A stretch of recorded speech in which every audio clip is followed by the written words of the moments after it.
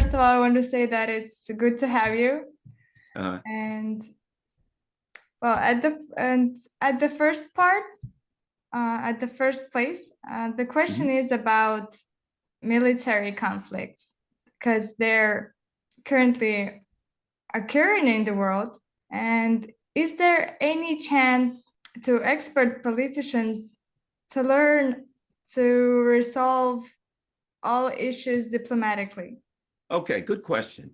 Because if you want something to happen in a particular country or worldwide, right? If you want an outcome, the question has to be who is responsible to make it happen and who has the ability to make it happen. What we're seeing now, particularly in the West, I think we've got two different kinds of leaderships in the world, right? What we're seeing in the West is a leadership by politicians that are not connected to the people anymore, that act in spite of the people, that act in ways that hurt the people, right? So you have all the people in a country, for instance, in the US, in Europe, you have people saying, look, I want um, policies from the politicians that help me in my day-to-day lives. I don't want war with whoever's out there. I want politicians that are going to make my life better. If they have children, they're concerned, well, what's going to happen when my children grow up? Are they going to be able to go to school? What's going to happen if I get sick? Am I going to have health care coverage? People are thinking about their day-to-day lives. And we have politicians in the West now who are adhering to this crazy ideology of imperialism, of world domination. How can we confront Russia or China or whoever so that the elite ruling class here can rule the world and tell everyone what to do and be in control of all of the resources, right? That is an ideology does not align with what the people want. So your question about politicians making change in the West, I can go to the West and East, in the West, in the environment that I find myself in, it would be hopeless to expect the likes of Joe Biden, Tony Blinken, these types of people. It would be hopeless to expect that they would act in a way that would be beneficial to the people and that would bring peace and stability and things like that. That's not going to happen. What does that mean? That means that it is the responsibility of the people to force that change. Now, what are we starting to see? If you look at, say, a Slovakia, where they put Robert Fico in power because the people wanted something different. If you look at Hungary, Viktor Orban, two people who have very different ideologies. Viktor Orban's more conservative. Robert Fico is more traditional left. But what do they have in common? They have concern for their countries and for the lives of the people in their country, right? And so it's not necessarily about left or conservatism, or excuse me, left or socialism or necessarily right or conservatism. That's not the controlling factor right now of how the people can get governments that act in a way that acts in the best interest of the people. It's about countries who don't have a Robert Fico or Viktor Orban, who have concern about the day-to-day lives of the people. How do they get it? And that is the people are going to have to rise up. And I don't necessarily mean rise up in violence or revolutionary violence, but I think what the people have to grasp is there are two in politics. I would argue there's two types of change agents. There's two types of leaders that say, I'm going to change, right? One is the reformer who says, the system is fine, it just needs to be changed. The system is fine, it needs to be reformed a bit, just a few changes around the edges, and everything will be fine. The other is, of course, the revolutionary that says we need to completely change this system, maybe bring in a new system, wash this system away. At this point, I would argue that most of the countries in the West, from a political spectrum at least, need more of a revolutionary change than a reform. We have an economic system in the West, neoliberal capitalism, which I don't know if we have to even use the word neoliberal for what capitalism has evolved into. In the West, you can put any words that you want on it, but this is what capitalism currently is in the West, in Europe, led by the United States. The current economic system is an economic system that does one thing very well. It extracts money from the working class and poor people and puts that money in the hands of the wealthy. And therefore, you get more and you get a larger group of wealthy people, but you also get a tiny group of wealthy people who are extremely exorbitantly wealthy, and they can use that exorbitant wealth to purchase the political system. They can use that to influence and or purchase the political system. And it impoverishes people who were formerly working class and middle class people, now are driven into poverty. So that's what the economic system does. As a result of this kind of an economic collapse, calamity, turning economics inside out, as a result of that, the very, very wealthy people and the people in charge have to work harder to convince the people that this economic system is in their best interest, when they can see and hear and feel that it's not working in their best interest. You're getting, you're struggling more. Your family and friends are getting more poorer all the time. And you have a system and people running a system that says, well, this is the best system in the world. You should support this system. You should help to spread this system because it's the best economic system in the world. But you can feel that it's not, because it's harming you. So what happens is it gets harder and harder for the people in charge to convince people who are struggling that really they're doing well and they're in a good system. And they have to go from, as they say, from the carrot to the stick, right? From giving you good news, things are great for you, the government, the economy's doing well, and all is good, and you have to keep supporting us. That's the carrot. I'm going to give you something good, a nice sweet carrot. To the stick, which is, I have to censor you so you can't talk about things online. You can't discuss your plight. You can't talk about how bad things are. You can't come online and say there's something wrong here, we want change. So now what we're going from is the carrot, where they use the media to try to convince us that things are wonderful, that all is great, and we have the best system in the world. They're moving from that, because it's not working anymore, to the stick.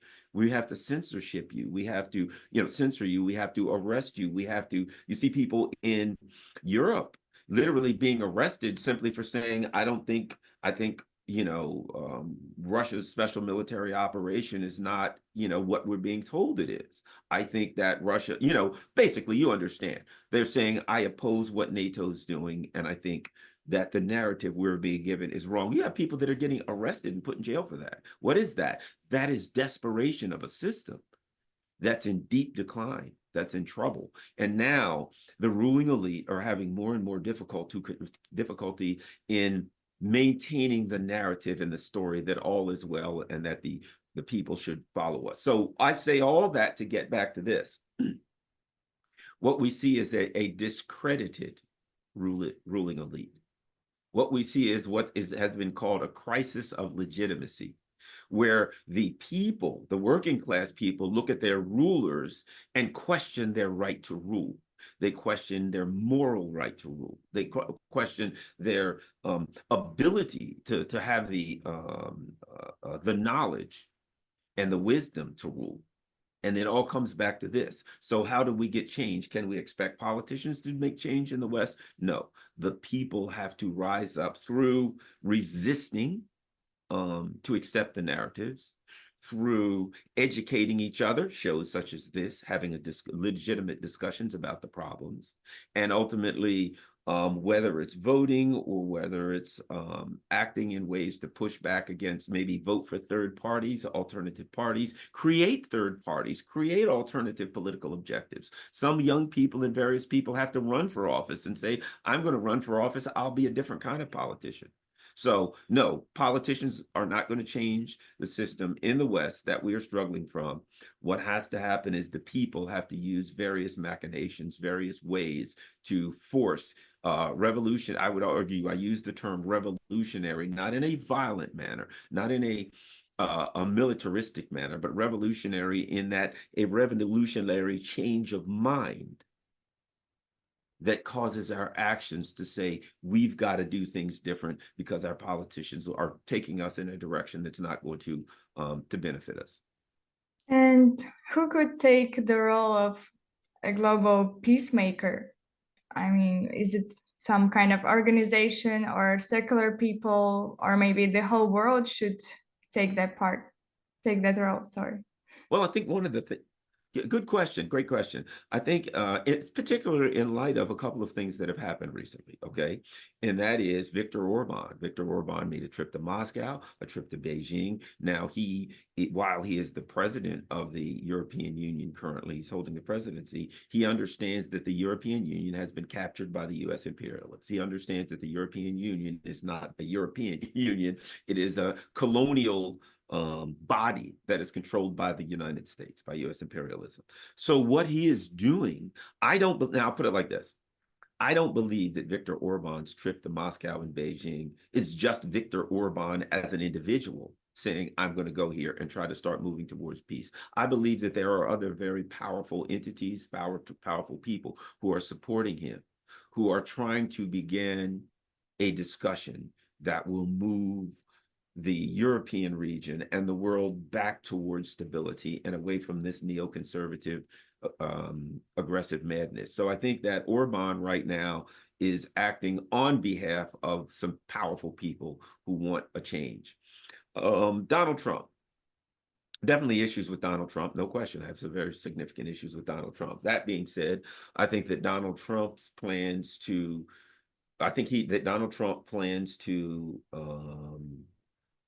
at least minimize, if not stop. I think I'll put it like this. I think Trump does plan to end the Ukrainian conflict, whether or not he can do it, whether or not they'll do him in first, whether or not he'll be able to offer a solution that the Russian leadership will be able to accept and would be wise to accept. I don't know. That's going to be difficult. But I do think that Donald Trump does have an intent to end the Ukrainian conflict, albeit for a lot of his other weaknesses that won't necessarily bring stability to the earth. That's one area I think that is critical for this reason.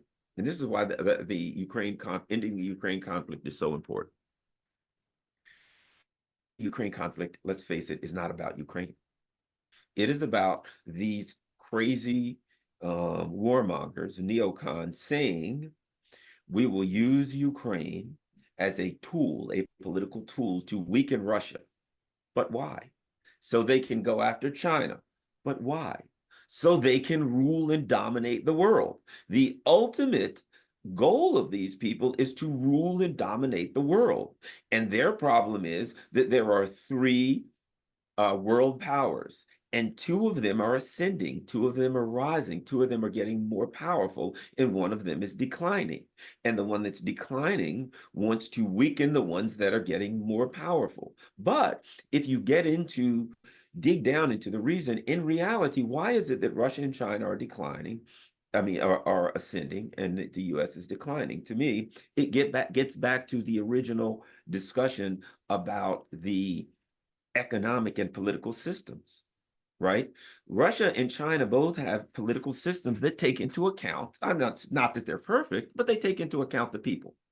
If you look at the Russian government, the president of Russia got 87% of the vote. But why? Did they just like him? Was it the smile on his face? Did they like his hat? No, it's because he delivered. There are areas in Russia that are still poor, and certainly, you have certainly areas that need to be improved. However, if you look at Russia from the 1990s to Russia today, the lives of everyday people is improving. Not perfect, no, but is improving. And if people live in a country and they feel that their lives are improving, that they're getting more technology, that their options for work and things of that nature are improving, the future for their children, education, all of these things are on the upswing, the people will support that government. And therefore, the government can expand, and the government can then, worldwide, and can, and can begin. All of that will tend to continue to improve the lives of everyday people. If you look at China, historically, no country has ever brought as many people out of poverty as China has in such a short period of time. Therefore, you have people who once lived in a country that was poor. It was referred to as euphemistically as the sick man of Asia. It was a large country, lots of a great culture, just like Russia, thousands of years of culture, and people and, you know, all of the various beautiful cultural things that are historical from China that they could be proud of, right? Art, Chinese art, martial arts, Confucianism and philosophy, all of these wonderful things, but it was very, very poor, and the people had to suffer as a result of that. The current government and the economic and political system in China took into account the needs of the people and delivered for the people, and the people therefore support the government, and the country is able to expand. They have competent people, both Russia and China have competent, well-educated, knowledgeable people in charge, the best and the brightest, one may say. I mean, if you look at Sergei Lavrov, if you look at the diplomatic leadership of China, and then compare them to Tony Blinken and the people here, there's no comparison. Tony Blinken does not even have a background in diplomacy. His job, he was pretty much Joe Biden's assistant for years. He carried Joe Biden's coat and umbrella while Joe Biden wandered aimlessly around the Senate, pretty much like he's doing now, causing trouble and mayhem. So Tony Blinken is completely incompetent, and he has nothing but a warmongering neoconservative ideology to lean on. He has no true skills of diplomacy. So you look at Russia and China, and you see people who are skilled diplomatically, who are skilled economically. Look at the woman, I forgot her name, the woman in charge of Russia's bank and economy. You know, I can't think of her name. But whatever her name is, I can't remember it right now. But she has, what's that? No, I said that's okay. Yeah, but the bottom line is this: if you look at what happened in the sanctions, you have to look and say she's very skilled, she's very good at her job, and she's been very effective in countering the sanctions and keeping Russia stable. So what you have is you have countries that have delivered for their people, and they are being supported by their people. You have countries that have ignored the needs of their people and instead embarked upon an aggressive militaristic plan of world domination at the expense of the people. So what we see, I guess, is an environment where Russia and China are going to continue to expand, and the United States is going to continue to scream and yell and shake its fist, but it has neither the economic nor the military power that it needs to change. And I forgot the question. I'm trying to look right here. What the beginning of this question Yeah, was. What about was the the beginning of the global question? peacemaker. The global peacemakers, yes. So bottom line is this: we look at, I'm glad that's right. So when we look at the leadership of Russia and China, particularly diplomatically, I think those are the people who will be leaders in global peacemaking. I think the leadership in Iran, the leadership in the Muslim nations have been very wise in how they've addressed the conflict in Gaza, the genocide in Gaza also. So I think that there are leaders in Russia and China. I think there are the leadership in the Muslim world, and of course, some new young African leaders. These are the people who are moving the world towards a peaceful, more unified nature, in spite of the U.S. Machinations of domination and violence. I think that if Donald Trump survives and becomes president, that his moves in Ukraine, that his moves to help in the Ukraine conflict could be very, very beneficial. That being said, I wouldn't see Donald Trump as a person who's moving the world towards peace overall, because he still has that sense that the US should dominate the world. And that is always going to be something that makes it more difficult for peace and stability around the world. So that's that thing. The one thing I think is, though, that also to some extent, there are people in the Trump camp who are supporting Trump who maybe have that are, say, some of the libertarians. While I may significantly disagree with them when it comes to economic policy, I do believe that a lot of them are pro-peace and may also be beneficial towards helping to push a Trump administration towards a more stable foreign policy. How much luck they'll have, I don't know. So those are my thoughts. kind of complicated, but I think it makes sense to me if no one else. No, they're great to me because I'm not that good in politics, and you just made it clear actually. Thank you, thank Um, you.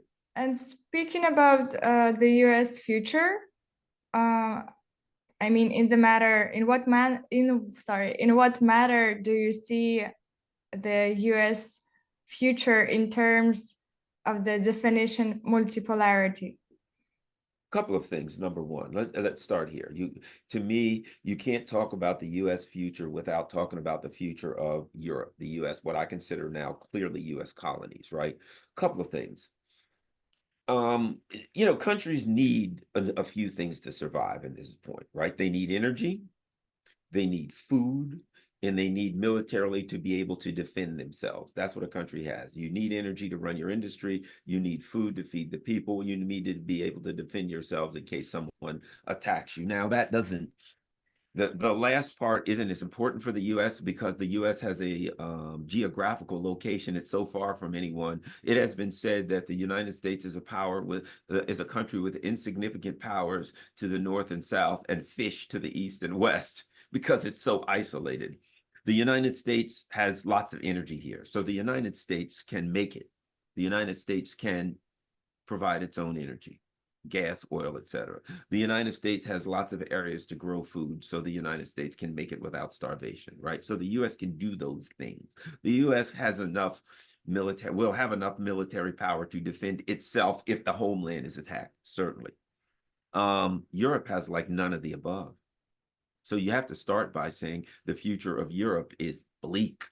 The United States not only is the United States putting Europe in a position where it won't be able to access the resources it needs to both have energy to just heat itself and survive, but also so it doesn't have the energy that it needs to have a competent industrial base. And not only that, Europe needs Russia's energy, it needs Russia's fertilizer, it needs Russia's wheat, it needs a significant amount of things from Russia just to survive. And the United States is ensuring that Europe is cut off from those things so that the only place Europe can buy its resources is from the US. If you think about the sanctions, really, most people think about sanctions against Russia, sanctions against China, but wait a minute. Let's look at it a different way. The US says you can't buy all of these things from Russia. Who can you buy it from? Me. Think about that. If I were to say to you, well, Daria, you can no longer buy your electricity and food and all of those things. You can no longer buy that from whoever you get it. Who can you get it from? Me. Then the U.S. says, we have to sanction China, Europe. Really? So you can't buy this or that or do these kind of businesses or whatever from China. Really? Well, who can we do business with? Me. Think about that. At some point, you get to the point, Daria, where everything you have to buy is from Garland. Garland has convinced you not to buy your food, your electricity, anything from anyone else but Garland, which means I now control you. So now if you say, well, Garland, I think I'm going to go on a vacation, you can't. But I want to go on a vacation. Nope, you have to stay here and work, Daria. Now I'm going to go on vacation. If you don't do what I say, I won't provide you with food and energy and electricity. So you're not going on vacation. You're going to stay here and work. That's It's a manipulation. exactly. It's a method of coercion. These sanctions aren't against Russia and China. Russia has resources that the world wants and needs. But all Russia's doing is it has things that people want. So therefore, Russia is just taking a bit of time to reorient its markets to other parts of the world. Russia's got gas. Everybody wants gas. Everybody wants food, fertilizer, wheat. Russia's not going to have a trouble finding customers. And it isn't having trouble finding customers. It is a little bit of an economic headache to when you're selling all your stuff to one or two customers or a lot, and that customer cuts off to find new customers. Yes, that's work, but you've got things that people want. You'll be able to find customers. China builds everything. China is reorienting towards other customers, and Russia and China is also doing something that's quite wise. And that is, it's kind of, and this is what it goes back to.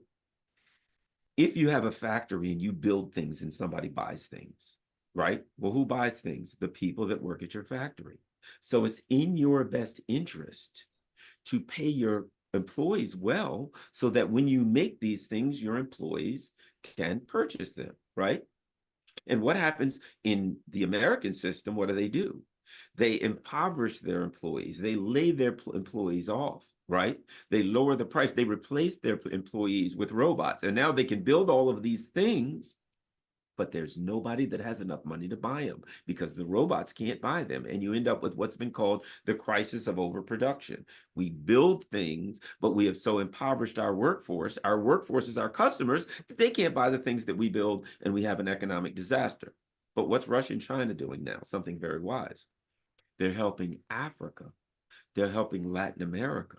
Latin America and Africa have resources. They have lots of people, young people, people that can be educated and employed, people that are hungry for advancing their lives, right? So now Russia and China say, we will help Africa, we will help Latin America, we'll help some of the global South, as it was said, we'll help these countries to develop their economy. They're benefiting because their economy is developed and they live better. But guess what else happens?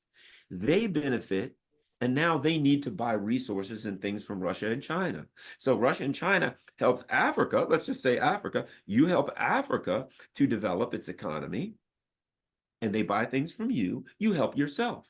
And you have created an alternative option. So now that the US, yes, let's say, or Europe is no longer buying things from you, you've developed a new economy to buy things, and you've replaced the people. You've basically said, if you don't want to do business with me, that's fine.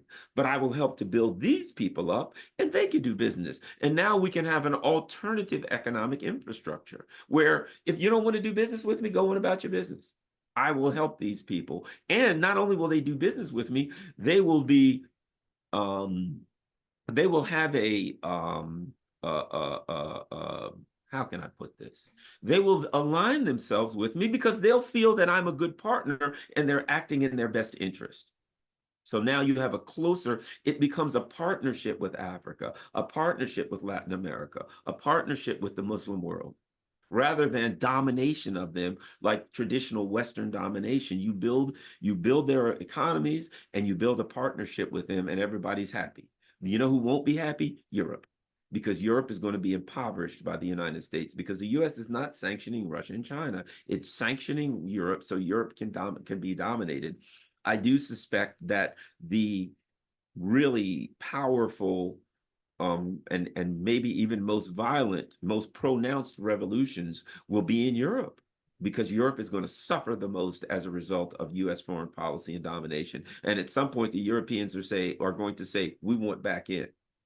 The sanctions will go and all that, but at some point, the Europeans are going to say, we want back into cheap Russian energy and fertilizer and food and China's stuff and all of this other stuff that makes us available. And Russia and China may have already by then built their alternative markets and their alternative structures and may say, thank you, but that didn't work out so well the last time. You just keep buying your stuff from the United States and make it the best way you can. Although I'll say this, I don't think Russia wants an unstable, impoverished Europe on its border. So I would say that, and we're not talking about the immediate future, maybe 10 or 15, 20 years out, that Russia would say, we'll help to stabilize Europe economically, because who wants a bunch of, starving Europeans wandering across our border begging for food? Because it could get to that point.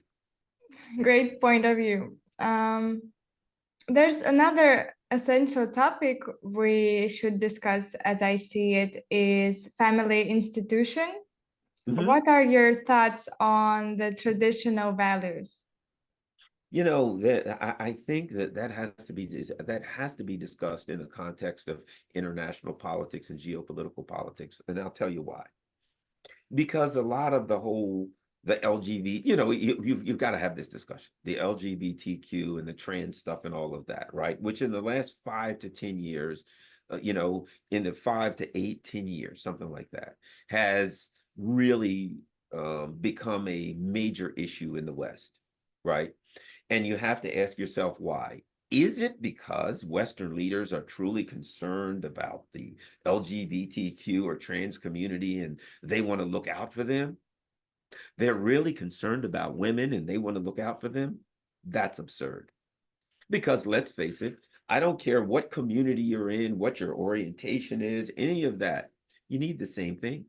You need housing, you need education, you need food, you need a job, you need healthcare. I don't care who you are, you need the same things. And ultimately, this is the way I put it. What does it come down to? When people ask me, and I'm going somewhere with this, when people say, what do you think about the LGBT community or this community, that community? I say, this is easy. I believe that all human beings should have the same expectation of rights. That's all.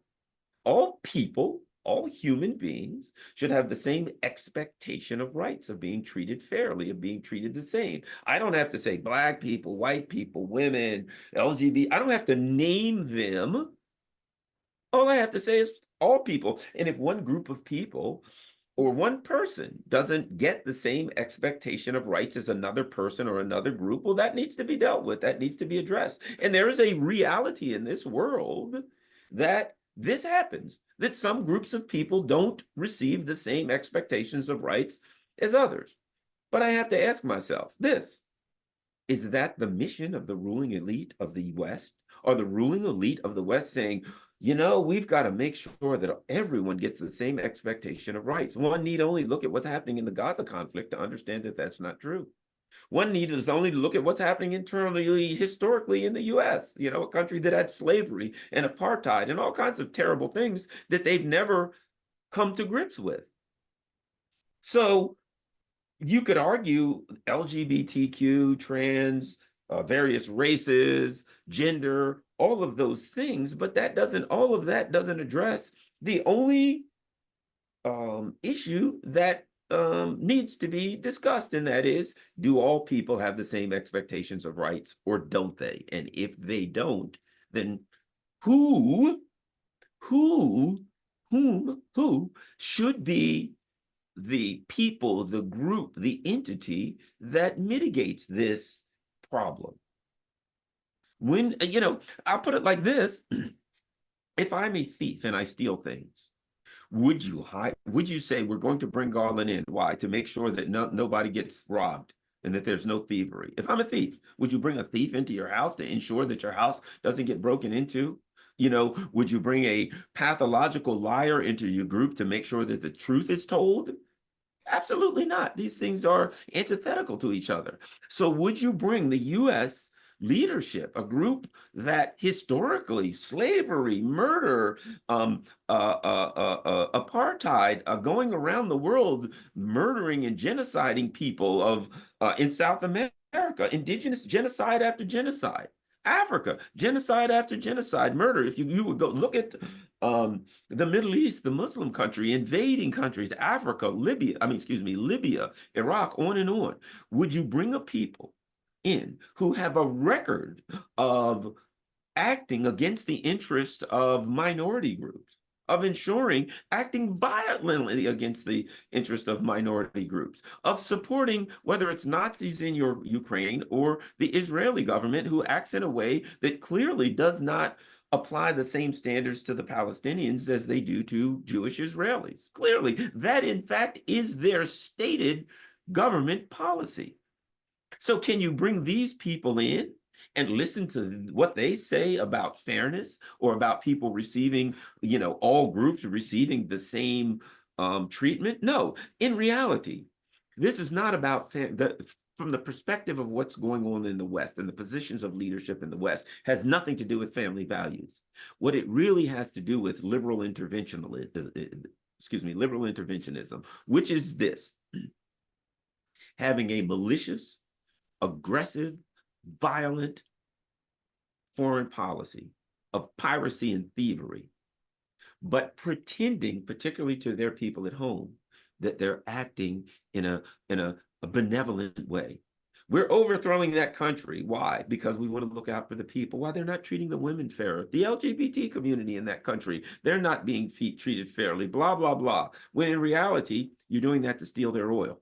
You're overthrowing the country and in putting in a puppet government to steal their natural resources. But you claim you're doing it for fairness, for the LGBT community, for the minorities, for that. That's really what this is all about, even at home.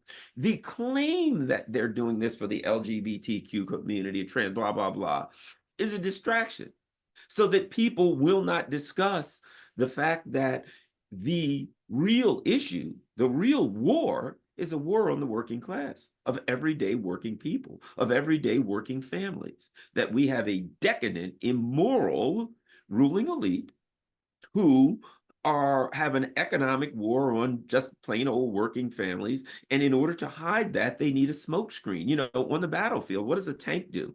What is the first thing a tank do when it goes into battle?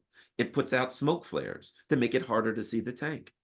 What does a plane do when a missile comes at it? It drops heat flares and various flares to confuse the missiles and the attack on it, so they can't see it, so they can't find it. It's going to confuse its attackers, right? The whole LGBTQ, help the minorities, help the female stuff is that kind of a smokescreen. It's to confuse and befuddle those who would say, why are you trying to overthrow the country of Syria? Why are you illegally occupying the oil fields and the wheat fields of Syria? You're stealing their resources. Why are you doing that? No, that's not important now. What we need to talk about are the LGBTQ and trans people in Syria. We got to help them. It's a smokescreen. It's a fraud. It's false. And we end up talking about the issue of trans or LGBTQ rather than discussing the real issues, which are that this is just a fraud and a lie. And it keeps the working class people arguing about something, fussing about something. The ruling elite have to have a way to keep working class at each other's throats and fighting. So now they can do, and one of the terms, I don't know if you're familiar with it, is Bonapartism, right? Well, Bonapartism, that's not named after Napoleon Bonaparte. Actually, it's named after his nephew, who was a politician. And what is that? And this is critical in the context of this discussion. Bonapartism is when the ruling elite, you're a billionaire and you're a Daria, your group of billionaires want one thing. Garland over here, my group of billionaires want something else, but there's only one of us, right? So what do we have to do? We have to go to the working class people and try to bring them in. So I go to the working class people and I say, well, you know, we're standing up for LGBTQ rights. You go to a group of the working class people and say, hey, this is about family values, and we need to stand up against those LGBTQ people. And we enlist the aid of huge numbers of the working class. And now just billionaire Garland versus billionaire Daria. Billionaire Garland has built up a narrative, and I have millions and hundreds of millions of people saying, we're going for the LGBTQ trans community. And now you have millions or hundreds of millions of people saying, we're for family values, we're standing up there. And we're sitting up here smiling because our fight has nothing to do with them, but we're able to distract them. In fact, we're not even really fighting because we're both billionaires. We're making out well, but we're able to distract them into groups and have them fight about the LGBTQ trans stuff or whatever we can find. And we're able to distract them from the evil that we're really doing. So I think a big part of this is it would be great. It would be wonderful if the leadership said, you know, whatever, we've got to stand for the LGBTQ community. And the people were to say, we don't have time to talk about that right now. We got bigger fish to fry. We want peace. And we want you to look out for our economic needs, and we will stand for nothing else. We really don't have time to talk about that. Hey, everybody should have the same rights. If an LGBTQ person, if somebody tries to beat them up or steal their stuff or whatever, we would oppose that because nobody should have violence against them. The government shouldn't be saying, hey, everybody should be LGBTQ. Or the government shouldn't be saying, nobody should be. It's none of our business. Let them do what they're going to do. Leave them alone. Everybody gets treated the same, but right now we've got bigger fish to fry. The ruling elite, you guys can talk about that stuff all you want to. We don't have time for it. We need to stop you from starting World War III, and we need to drive our political system back in a direction where it addresses the needs of the working class, and we stop being distracted by these kinds of conversations. Because let's face it, a person who's LGBTQ, that's what they're going to be. And a person who isn't, that ain't what they're going to be. But that's not that is, you know, I was looking, in America, trans people are less than 1% of the population, far less than 1% of the population. So why should the people who are struggling, who are suffering, who are hurting because of an economic system that threw them under the bus 30 years ago, be in an argument about far less than 1% of the population. Who benefits from that? Certainly not us. However, in what state does the LGBTQ affect American families? It does Well, have some effect. okay, so what we have is this, not the LGBTQ community, the ruling elite. In that the ruling elite is trying to push this issue for discussion. One thing you'll notice, sometimes when it comes to the LGBTQ community, the ruling elite will do or say things that are so outrageous that people will say, wow, that seems crazy to me. The more outrageous it is, the more people are drawn to it, the more people fight about it, the more people are disgusted or angry or taught to support it, etc. And the more they can push people into camps. So now what is it? Is it the LGBTQ person that's walking down the street saying, I want to be in charge of everything? Nah. It's the ruling elite saying, how come there aren't more LGBTQ people in the advertisements? How come there aren't more of them in the government? How come there aren't more? They're not saying it. It's the government. It's the leaders, the ruling elite that are trying to expand this issue, to make this issue pervasive throughout our society, rather than just leaving them alone and let them live their lives. It's the ruling elite that's pushing this. In Hollywood, the ruling elite, they have every movie, every advertisement has to have a gay couple, etc. Right? Why? Yeah. Because they're trying to expand this issue so that we just talk about this issue and this becomes the premier issue. And I'll add one more, and this is important. I consider myself a person of the left. And when people say, oh, you're a person of the left, they don't ask the question, what does that mean? Right? One of the things that the ruling elite has been very effective at doing, the traditional left was what? See, the traditional left was a group of people that their politics were based on economic class, that saw the world through the lens of economic class. That if you said Black people are suffering or blue people are suffering or women people were suffering, you know what they'd say, the traditional left? The working class is suffering. The working class needs to come together to fight. We have a common oppressor. We have a common attacker. We have and who is that? The ruling elite. So the traditional left said, it doesn't matter if you're LGBTQ. It doesn't matter if you're Black, white, green, gray, or grizzly. We out here in the working class, the poor and the working poor, have a common oppressor. And we have to always be concerned about the ruling elite trying to hurt us, trying to do things to us, trying to keep us down, trying to stop us from having a good life. That's the traditional left. Right? The ruling elite does not like that. Why? Because the ruling elite also sees the world through the lens of economic class. And the way they see it is, we're the ruling elite and we need to stay that way. And the rest of the people need to stay in their place and not ask us for things so we can steal everything. Okay? So what they've been able to do is redefine the left. Oh, is the left economic class? No. What's the left? Well, if you're in favor of LGBTQ issues, if you're in favor of trans or this and that, you're now the left. So they were able to redefine left. You have people now say, yeah, Joe Biden and the left. Really? Really? The left is in favor of trade unions. Joe Biden hates trade unions. He tries to destroy them. What does Joe Biden do with socialist countries? Cuba, Venezuela, China. He's trying to destroy and overthrow every socialist country in the world. Joe Biden hates the left, despises the left. He's part of the US empire that wants to destroy the left. Who does he represent? He represents the ruling elite. And now, because they can redefine left as, if you're in favor of LGBTQ, then you're the left. They redefine the left through the context of social issues.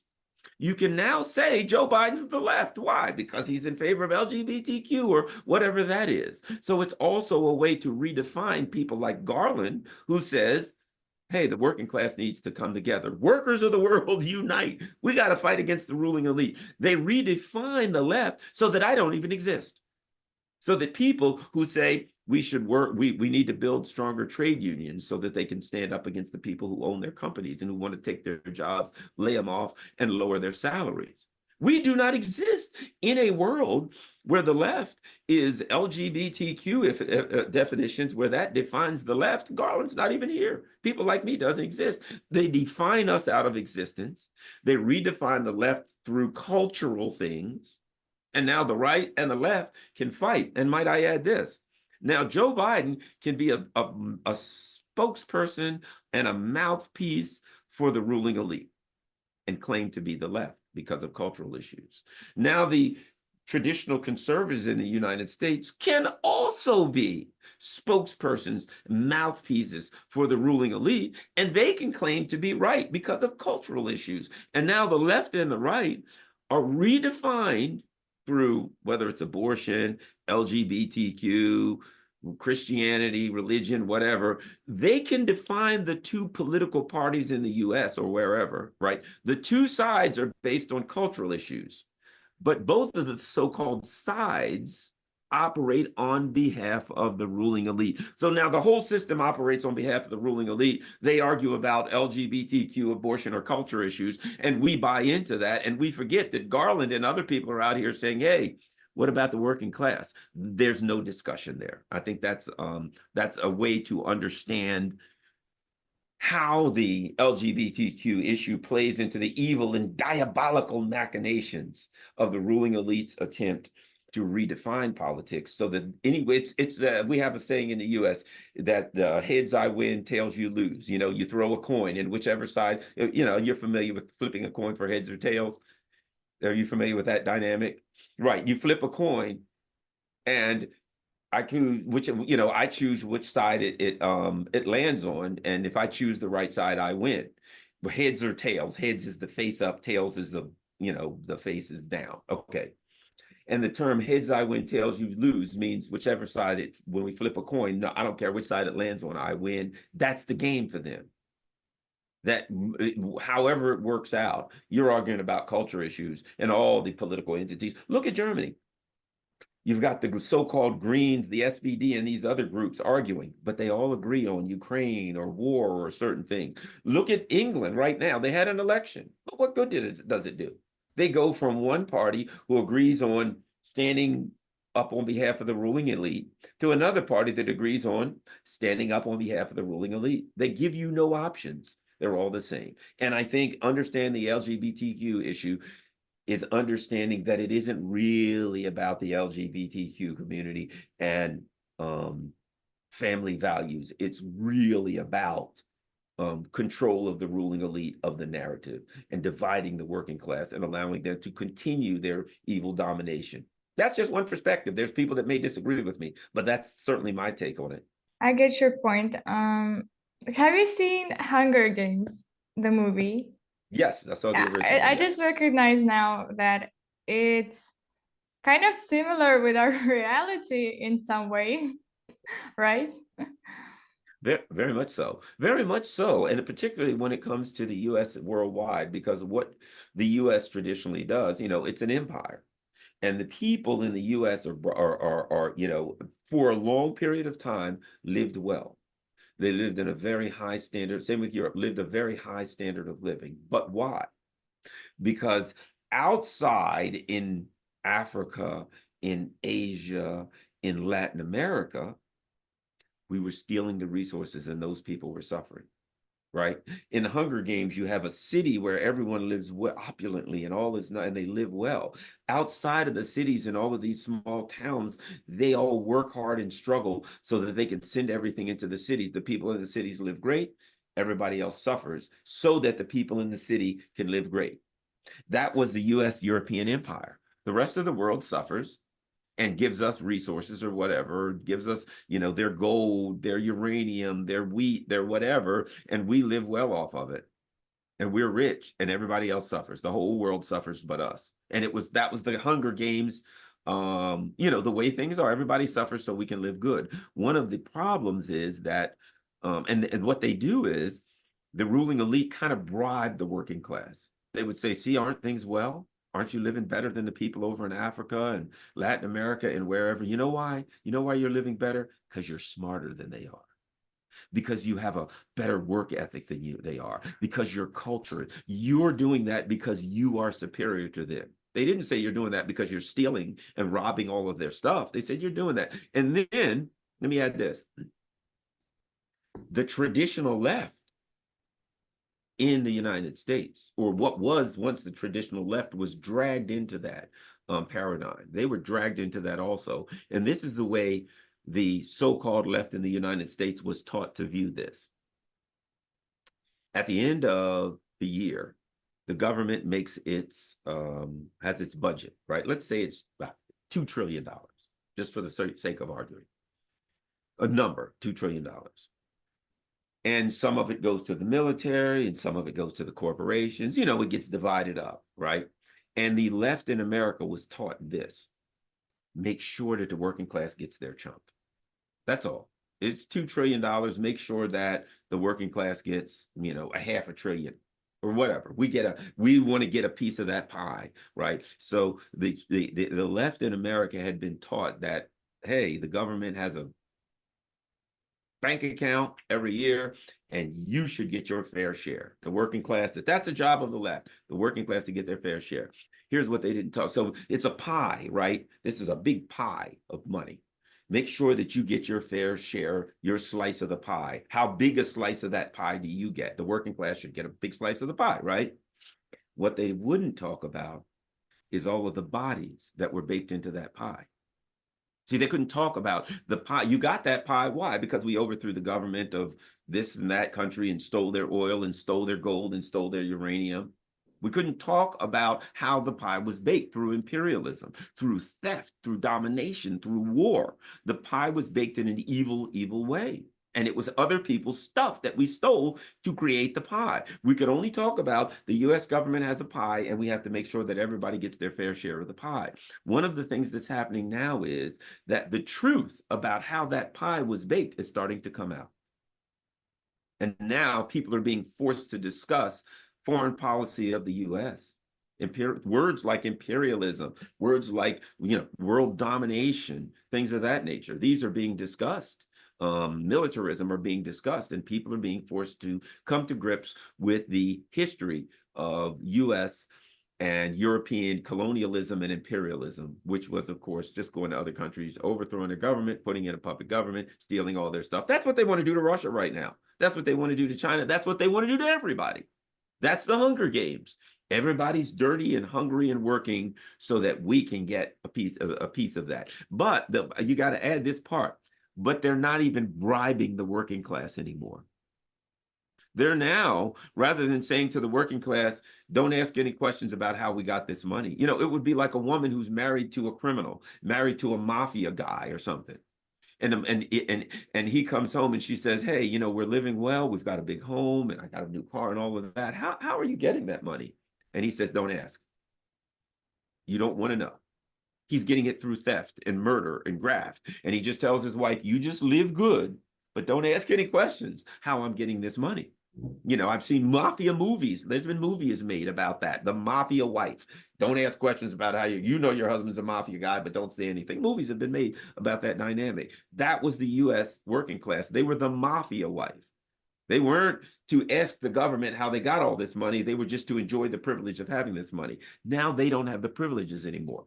So when the government now says, all right, don't ask any questions about how we're getting all this money, the people say, well, we're not getting any of it in any way. So why wouldn't we ask questions? We're not only asking questions about how you got the money, we're asking questions about how come we don't get any of whatever you have.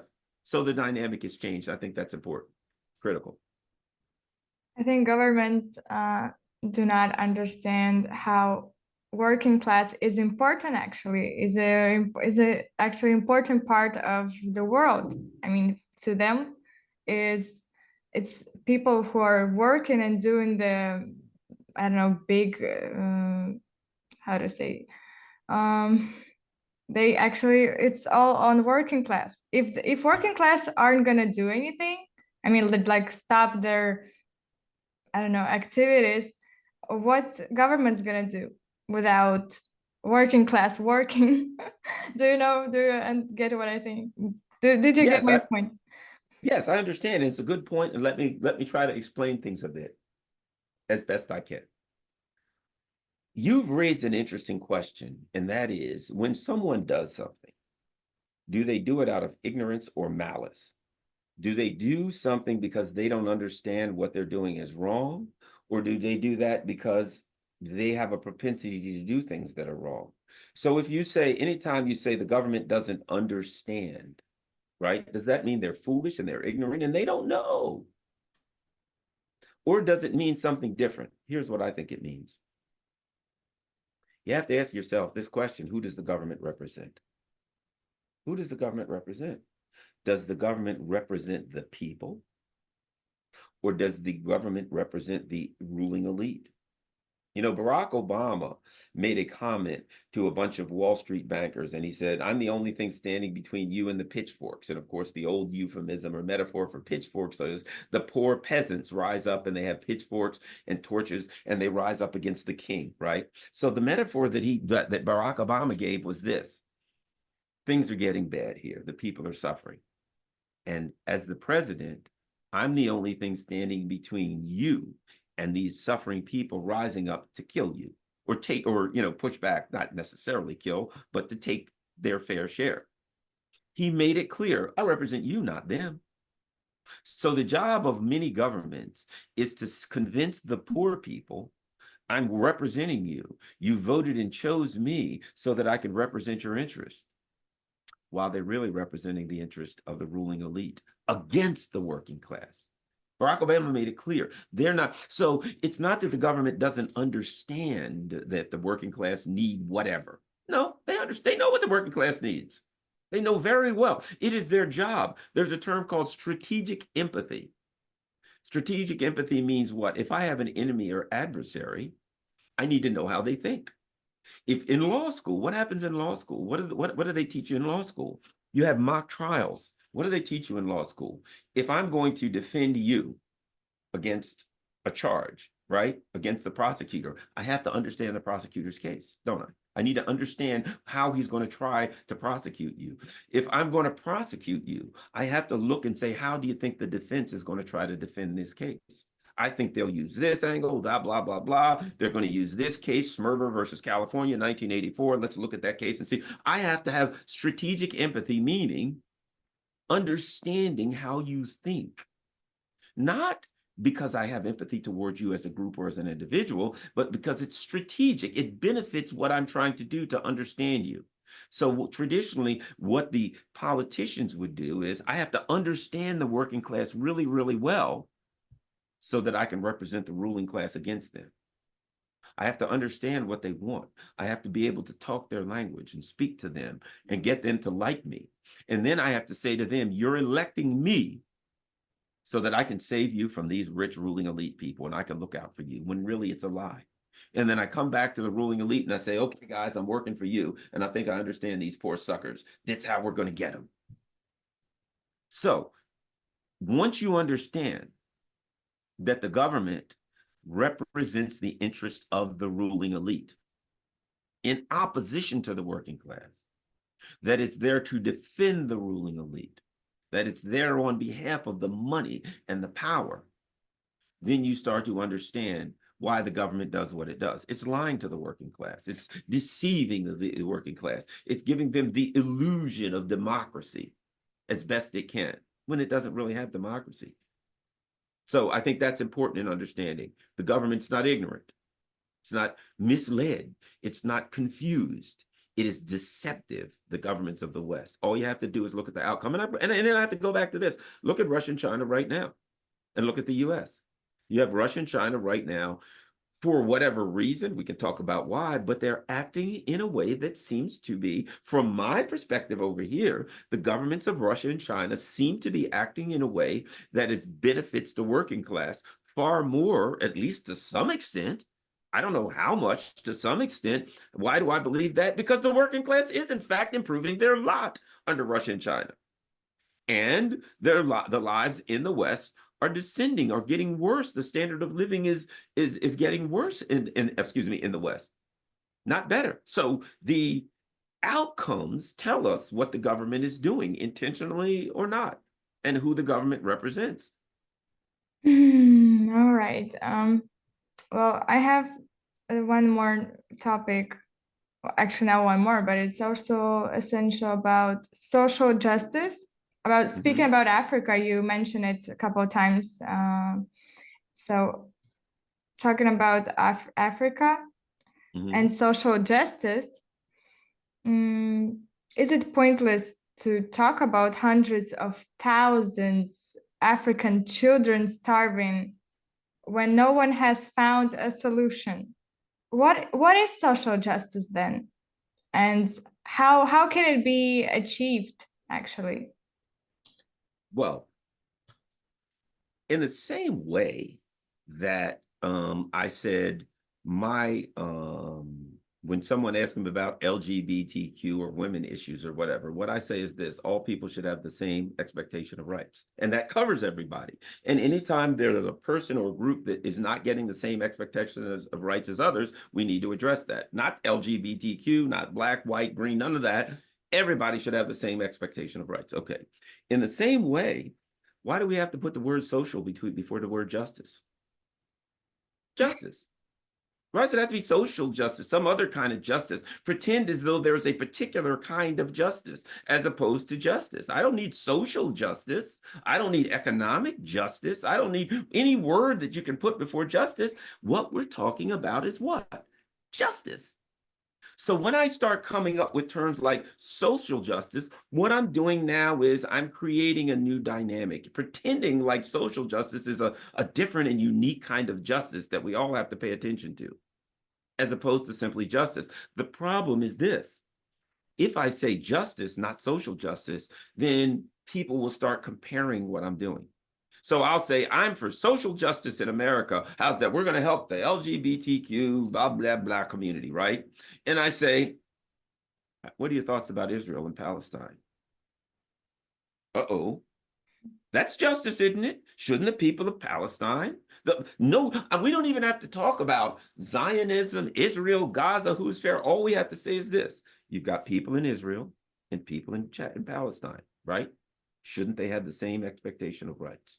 That's not social justice. It's just justice for human beings. Shouldn't Garland and Daria have the same expectation of rights? So now I say, I'm a social justice warrior fighting for social justice. And someone says, what about Israel and Palestine? Shouldn't they all have the same expectation of rights? Well, that's a little different. Why? I can argue that's different because I've carved out this certain kind of justice, of social justice, that doesn't apply to that. What about in Ukraine? What about the people in Eastern Ukraine?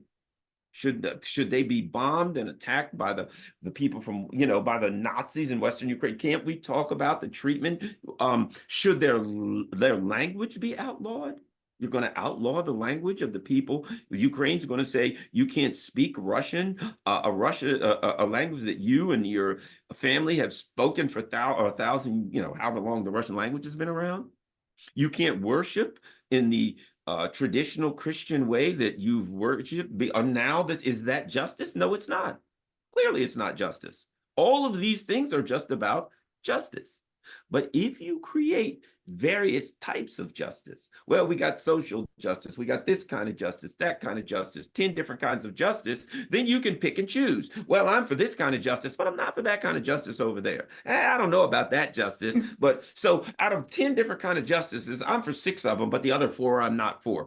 Putting words before, putting a caveat or a term before the word justice allows you to support injustice in one kind of way and argue that you're still a good guy or girl, that you're still standing up for good things because very specific things you're arguing for justice. No, I think we need to argue for justice, not social justice, not one kind. What's the difference between social justice and other kind of justices? There's a word. It's grammatic. The only difference between social justice and any other kind of justice is grammatic, is that a particular word is placed before the word justice. And it allows people to say, I'm for social justice, but I'm not for some other kind of justice, and make the argument that they're still a good and honest person standing for good while they're standing for evil things in other areas. Oh, I take your point because actually, yeah, you're right. If you stand for justice, social justice, then it means you stand for all kind of justice, right? You don't need that. You don't need to put a word before justice.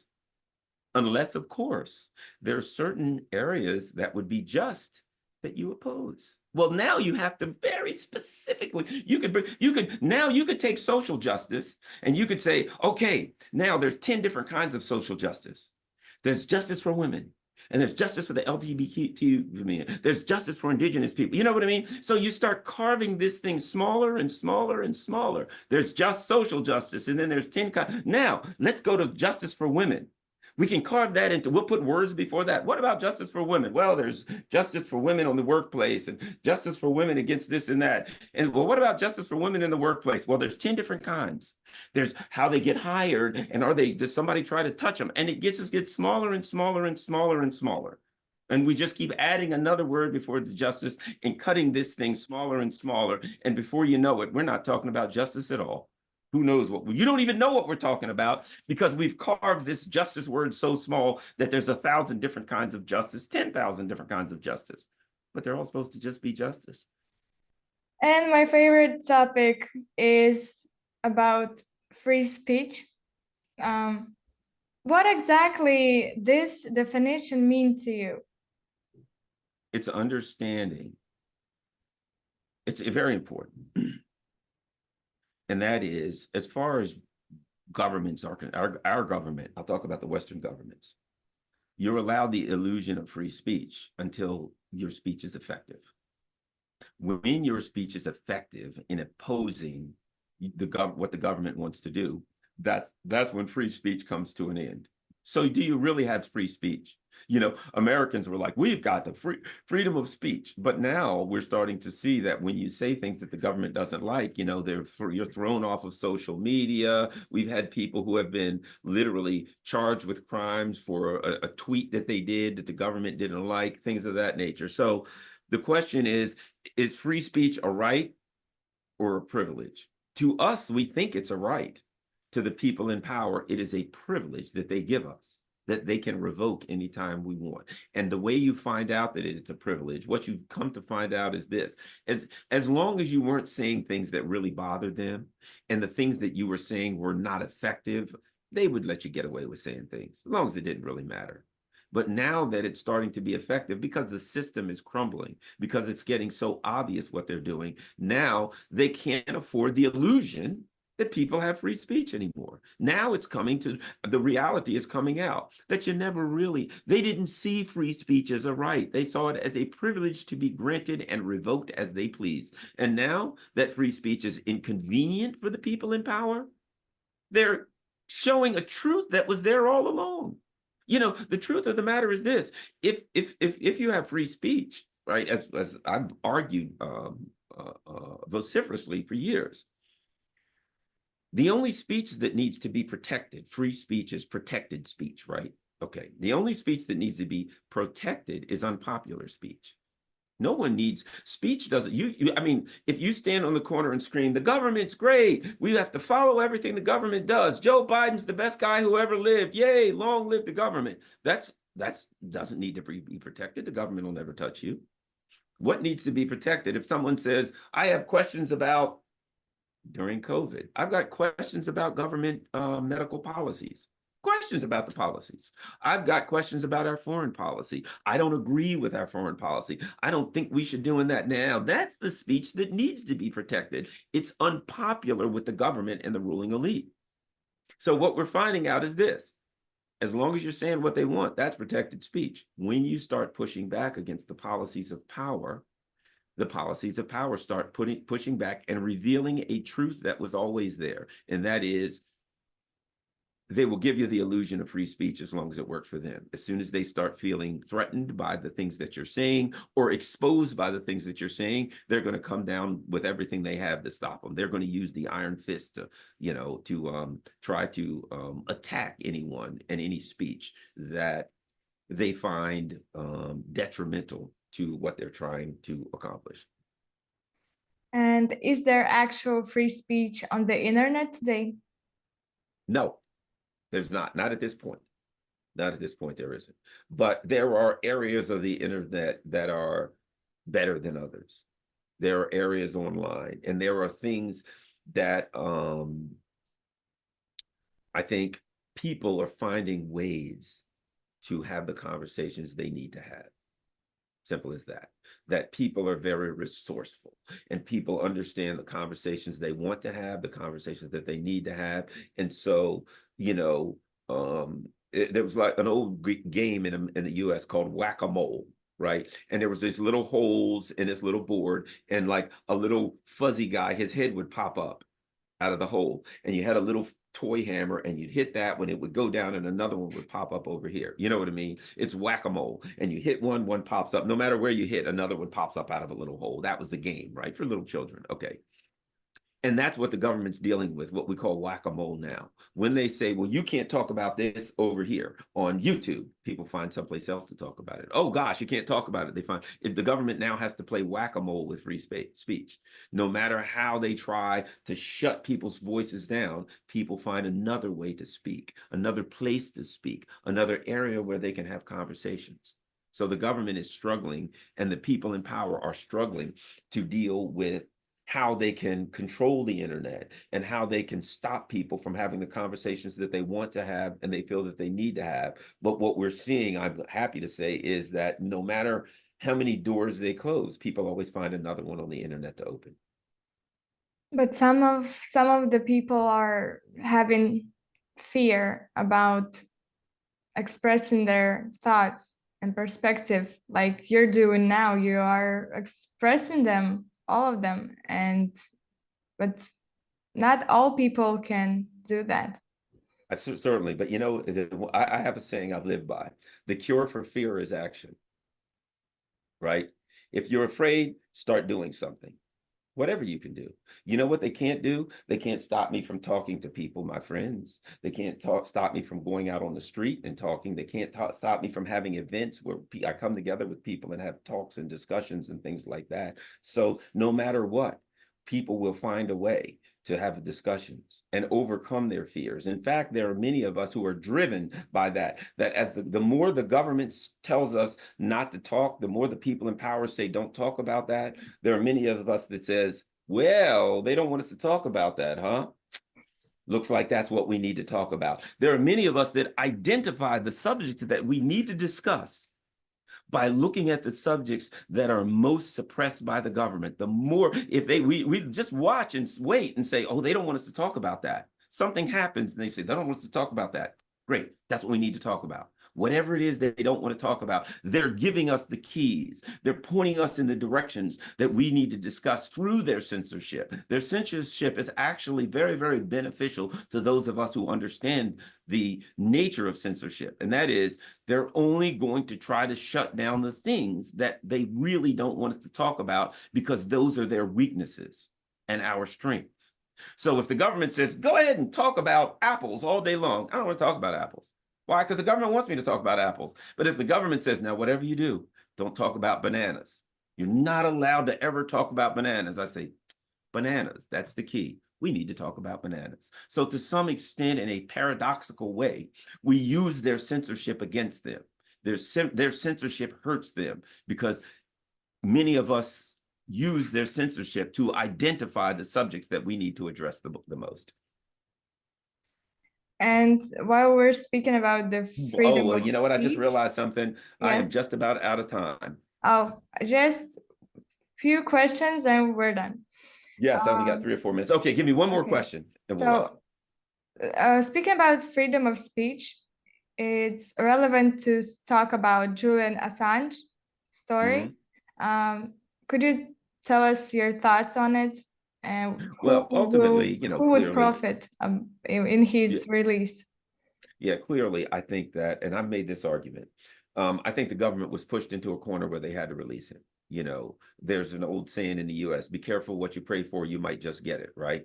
So they were pushing, we want to bring Assange here, we want to bring Assange here. And I thought to myself, they don't want to bring Assange here for a number of reasons, not the least of which being, the Assange defense had some very, very powerful arguments in US court. the argument, their First Amendment, which is their freedom of speech argument, if that ended up before the Supreme Court, it would be difficult for the Supreme Court to overturn it and say, no, you don't have a legitimate argument. The fact that the United States government spied on his defense counsel means that he could never get a fair trial. So he could also make a constitutional argument that he has a right to fair trial, but he could never get a fair trial because the government spied on his defense attorney, right? Here, what does that mean?